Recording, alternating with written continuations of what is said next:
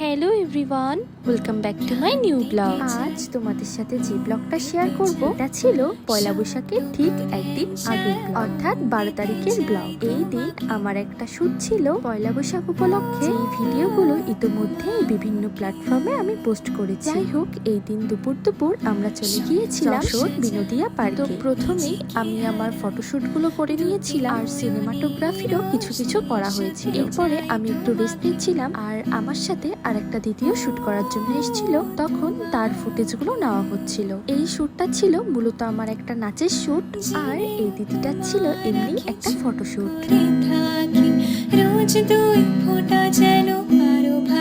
এই যে সুন্দর পাখাটা দেখছো, এই পাখাটা কিন্তু দিদিটা আগের দিন সারা রাত জেগে বানিয়েছে।